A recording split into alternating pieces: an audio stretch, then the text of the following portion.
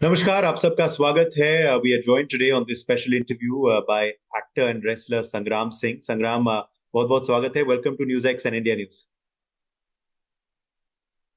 Thank you Uday ji. Thank you for inviting me. और ये बिल्कुल खास इंटरव्यू है क्योंकि नए साल की शुरुआत हम कर रहे हैं संग्राम सिंह के संग। तो पहले तो 2025 के बारे में भी बात करेंगे। 2026 में क्या क्या नया आपके प्लेट में आने वाला है उसके बारे में चर्चा करेंगे। तो पहले तो शुरुआत करते हैं 2025 से। कैसा साल रहा आपके लिए? How was the year?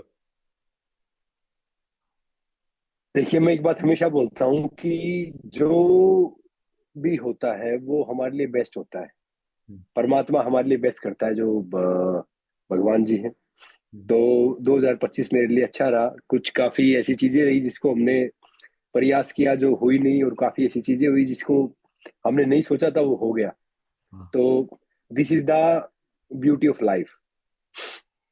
Yes, absolutely, absolutely. और बात करते हैं उस खास लम्हा के बारे में जो आपने जो करके इतिहास रचा था for India. That is of course the levels fight league. आप पहले भारतीय रेसलर बने जिन्होंने फाइट जीती वहां यूरोप में। How was that feeling? पहले तो प्रतियोगिता में भाग लेना वही बहुत बड़ी बात थी किसी भी भारतीय के लिए, और फिर फाइट वहां जीतना। How was that experience for ji, मैंने एमएमए 2 साल, मतलब एक 1.5 साल पहले ही मैंने रेसलिंग से एमएमए टर्न किया। यू? जी। और मुझे मौका मिला, वो यूरोप की वन ऑफ द सबसे बड़ी लीग है, जी। तो वहां पे खेलने का और खेल के फिर जीतने का। और इस एज में क्या है कि मैं हारने जीतने के लिए नहीं खेलता। मैं खेलता हूँ उन सब बच्चों के लिए जिनकी आंखों में खेल का सपना है, कि भैया जो हमें देख के थोड़ा सा मोटिवेट हो सके, थोड़ा सा इंस्पायर हो सके। और कि जब हम 40s में कर सकते हैं तो they can do in 20s, they can do in 30s। और नो डाउट वो नर्वसनेस भी था और एक्साइटमेंट भी था। हम्म। जब मैं, क्योंकि मैं प्योर वेजिटेरियन हूँ, और जब मैं वहां गया तो वहां पे खाना थोड़ा सा डिफरेंट था। तो मैंने चूरमा खा के, मेरी हम्म। सिस्टर ने, मुझे याद है मैं दिल्ली आया जब चूरमा दिया था, कुछ लड्डू दिए थे। हम्म। चूरमा खा के वो सब करके दूध पी के मैंने वो मैच खेला। मगर वन ऑफ द एक्सपीरियंस, अनुभव ये लगाओ कि आज भी मुझे याद है जब मैंने पहला मैच खेला था, जी। 1 रुपए का, एक गांव के मेले में, कुश्ती का। हम्म। तो तब 1 रुपए में क्या होता था, भुट्टा आ जाता था, थोड़े से गुब्बारे आ जाते थे, गोलगप्पे आ जाते थे, क्योंकि पच्चीस जी। पच्चीस पैसे में तब मिल जाते थे। हाँ।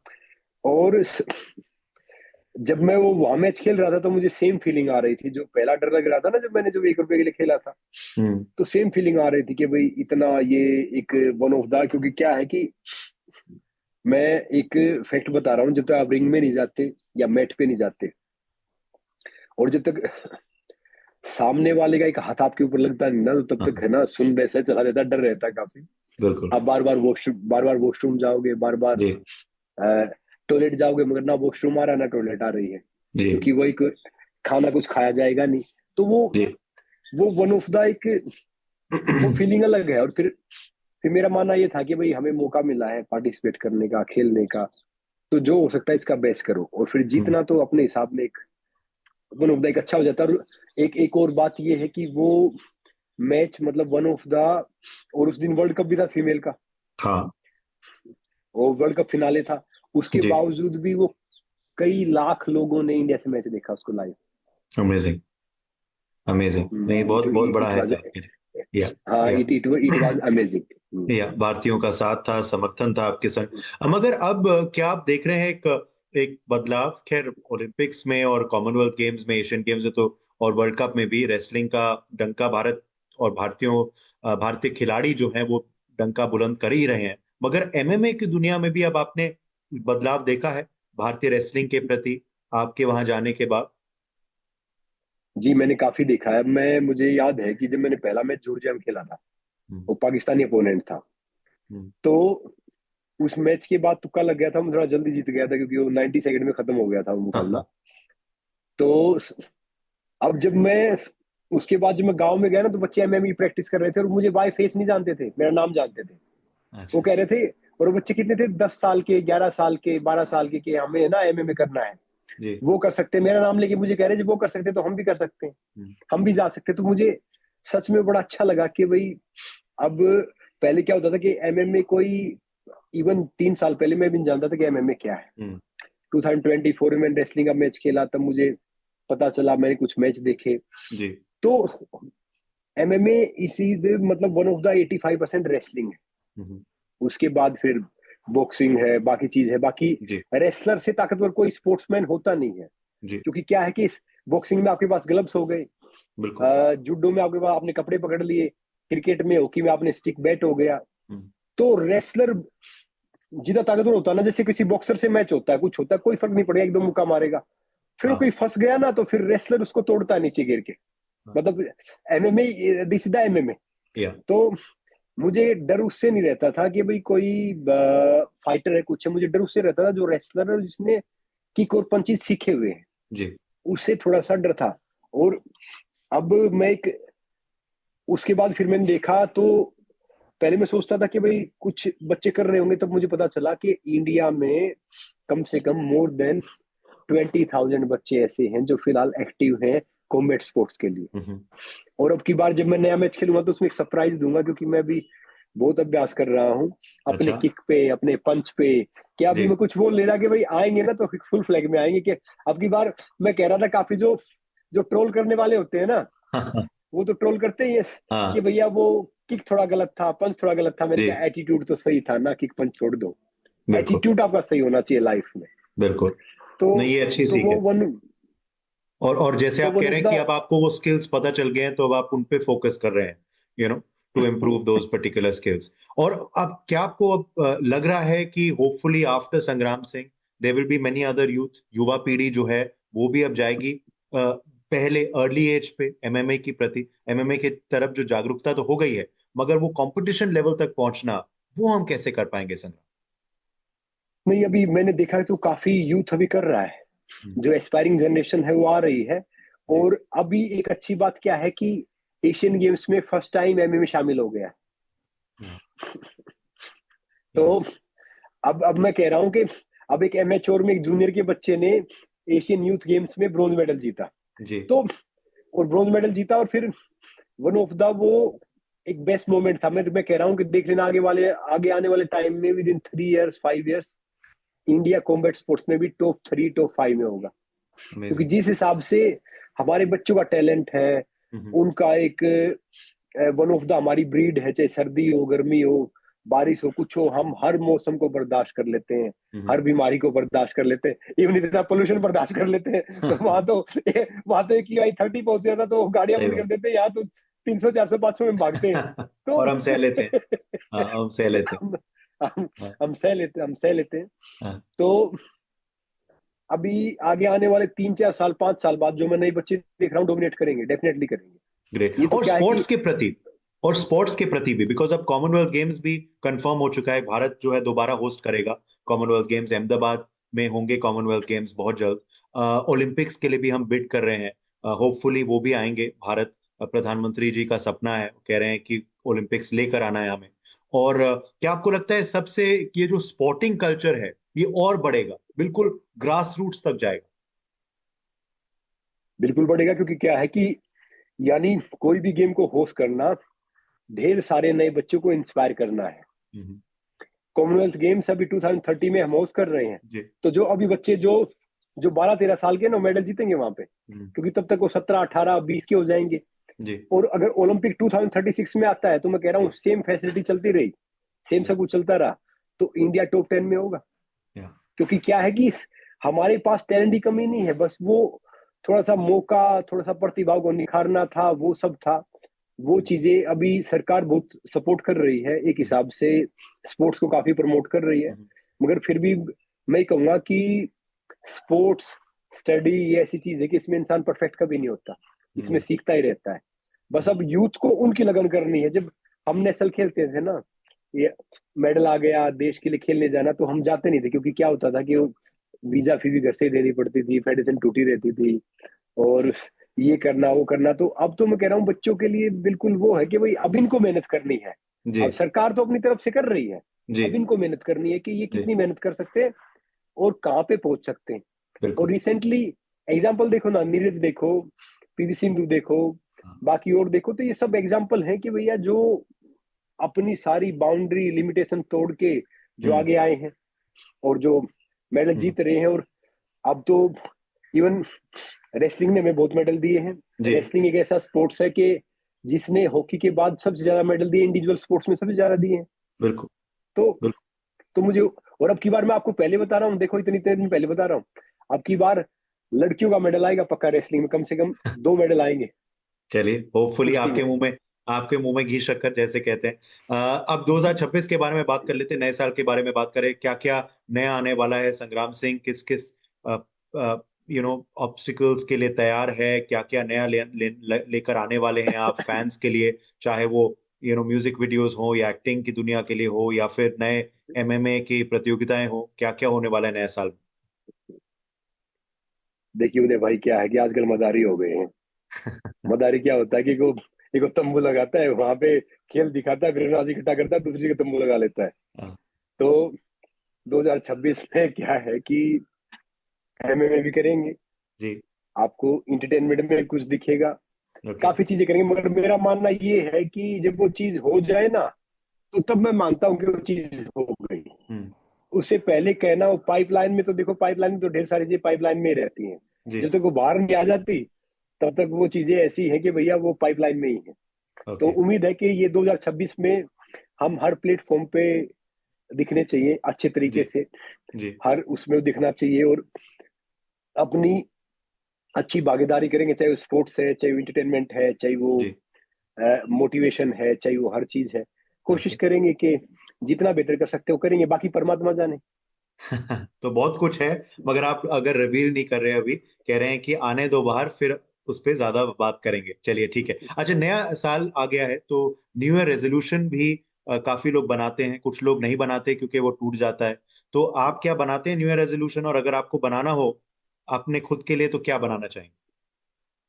देखो मैं अपनी लाइफ है ना, मैं कभी मोटिवेशन पे या इंस्पिरेशन पे नहीं चलता, मैं डिसिप्लिन पे चलता हूँ। हम्म। मेरा टाइम थोड़ा ऊपर नीचे हो जाता है, मगर मैं फॉलो जरूर करता हूँ सारे रूल, ट्रिक एंड जो ट्रिक्स होते हैं ना। जी। तो अभी जिम मेंबरशिप क्या होगी, 3 तारीख को, 5 तारीख को सबसे ज्यादा मेंबरशिप ली जाती है जिम हाँ। की।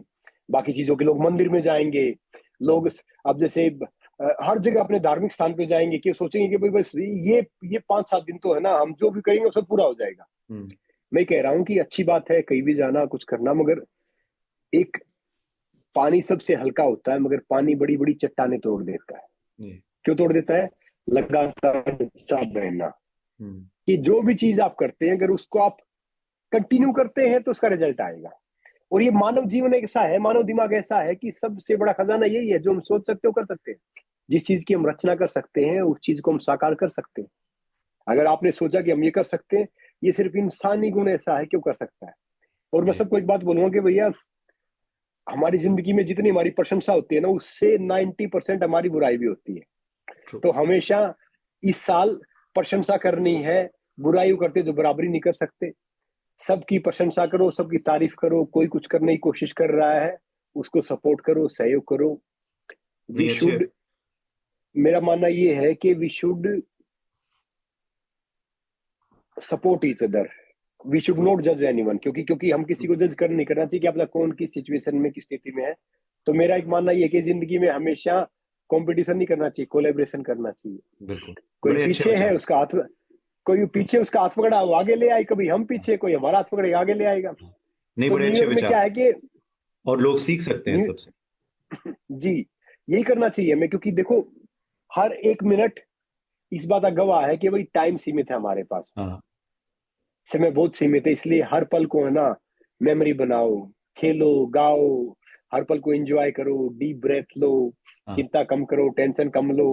जी। तो मेरा मानना यही है कि इस लाइफ में सफलता ये नहीं है कि भाई आप कोई बड़े एंटरप्रेन्योर बन गए, बड़े हम्म। पॉलिटिशियन बन गए, या बड़े स्पोर्ट्स स्टार बन गए, बड़े हम्म। फिल्म स्टार बन गए, या जर्नलिज्म में आप बड़े बन गए। हम्म। सफलता वो है कि आप खुश कितना हो, हम्म। आप स्वस्थ कितने हो, नहीं, अच्छे आप विचार है। हेल्दी कितने हो, आप बिल्कुल। फिट कितने हो। बिल्कुल तो सत्य बस वचन है ये ये। है कि भाई और बड़े अच्छे विचार हैं जो आपने दिए हैं नए साल के लिए हमें। मगर फिटनेस के बारे में बात बताया, और हेल्थ के बारे में, कि आप क्या हेल्थ टिप देना चाहेंगे दर्शकों के लिए, because you are so fit. और आपका ये जो फिटनेस है वो एक दिन तक सीमित नहीं है, 2 दिन तक सीमित नहीं है, जैसे आप कह रहे हैं कि शुरुआत पहले साल के पहले दिन मेंबरशिप ले लिया और फिर भूल गए। तो आप फिटनेस टिप क्या देना चाहेंगे लोगों को? स्वस्थ कैसे रहें, स्वास्थ्य उनका कैसे बेहतर हो, क्या कहना चाहेंगे दर्शकों को?